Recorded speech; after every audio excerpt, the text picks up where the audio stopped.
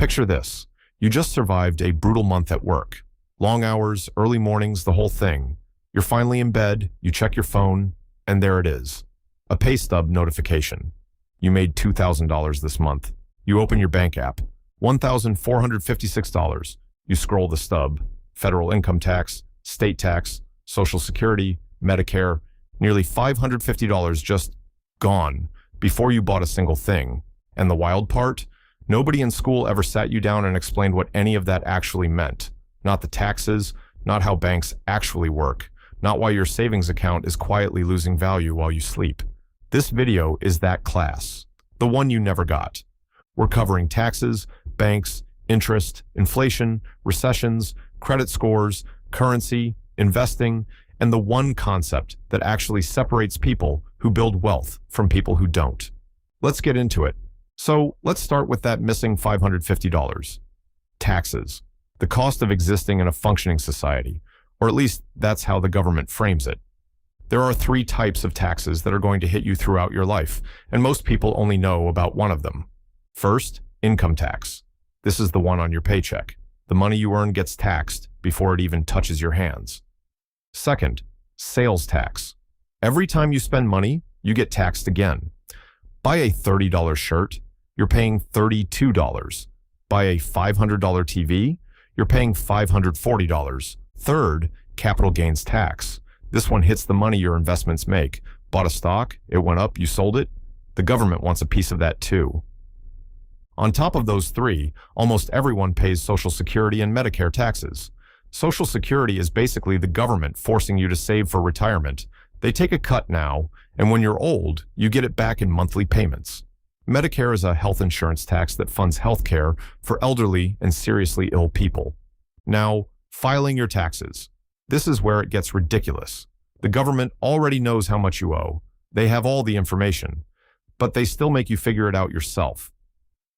If you get it wrong, you owe penalties. Some people pay quarterly, some pay once a year, and some people don't pay at all, which tends to end with a documentary and a prison jumpsuit. Look, taxes are annoying, but here's the honest take. Countries with higher tax rates generally have higher quality of life. Roads, schools, food safety regulations. You're paying for something. Whether you think you're getting your money's worth is a different conversation. Okay, so after taxes, you deposit what's left into your bank account. And you probably picture it sitting there, in some vault, safe, waiting for you. It's not. The second you deposit your money, the bank takes most of it and lends it to someone else. That's the whole business model. This is called fractional reserve banking. The idea is simple. Not everyone is going to show up at the same time demanding all their money back. So banks only keep a fraction of deposits on hand and lend the rest out at a higher interest rate than they pay you. You're the supply. Borrowers are the demand. The bank is the middleman collecting the difference. And why do they get away with it?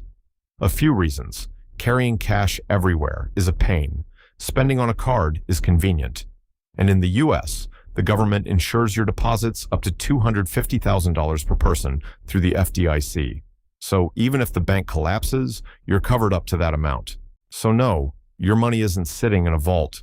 But as long as you stay under $250,000 at any one bank, it's federally protected. Now here's where things start to get real. Interest is the most powerful force in your financial life. And depending on which side of it you're on, it's either your greatest ally or your worst enemy. Here's the simple version. You borrow $1,000. You pay back $1,280. That extra $280? That's interest. It's the price of using someone else's money. There are 2 types: simple interest, flat fee, straightforward. Borrow $1,000 at 10% for 1 year. You pay back $1,100. Clean, compound interest. This is where it gets wild. With compound interest, your interest earns interest. Every cycle, the amount you owe or earn grows on a larger base. Let's talk about the dark side first. Say you carry a balance on a credit card charging 20% interest. You miss a payment. Now interest is being charged on the interest. That $12 burrito you swiped for turns into a $50 mistake before you know it. This is how people end up owing more than they originally borrowed. Now, the good side, compound interest working for you in investments, is the closest thing to a financial superpower. Kill the interest you're paying. feed the interest you're earning. Which side of compound interest you're on will define your financial life more than your salary ever will. So you're investing, great. But you also need to understand why not investing is quietly costing you. That's inflation. You've felt it. You go to the grocery store and the same cart of food costs 20% more than it did 3 years ago. The bag of chips is smaller. Your rent went up. Your dollar buys less. Inflation is the slow erosion of your money's purchasing power. Your $5 bill is still $5, but what it can actually buy keeps shrinking. What causes it? A few things. When too many people have too much money and they're all chasing the same limited goods, prices go up. When supply chains break down and it costs more to produce things, prices go up. And sometimes it's psychological. If people expect prices to rise, they spend faster, which drives prices up. It becomes a self-fulfilling prophecy. A little inflation, around 2% a year, is actually healthy. It keeps the economy moving. The problem is when it spikes. When that happens, the government raises interest rates to slow things down. Higher rates make borrowing more expensive, people spend less, demand drops, and prices cool off. That's why you heard so much about the Fed raising rates over the last few years. Here's the key takeaway. If your money is just sitting in a regular savings account, earning 0.5% interest, while inflation runs at 3%, you are losing purchasing power every single year without a single dollar leaving your account. This is why investing isn't optional. It's how you stay ahead. But what about when the whole economy goes sideways? That's a recession. A recession is officially defined as 2 consecutive quarters, 6 months of economic decline. GDP shrinks, unemployment rises, companies cut costs, and everyone tightens up. Why does it happen? Could be high interest rates making borrowing too expensive. Could be a global crisis, war, pandemic, a container ship blocking a canal, and somehow grinding global trade to a halt. Or it could just be the natural economic cycle doing what it always does. Boom, peak, bust, reset. Think of the economy like a party. In the boom phase, everyone's dancing, money's flowing, deals are getting done. Then slowly, the lights flicker. Reality sets in. People check their accounts. Businesses stop hiring. The music changes.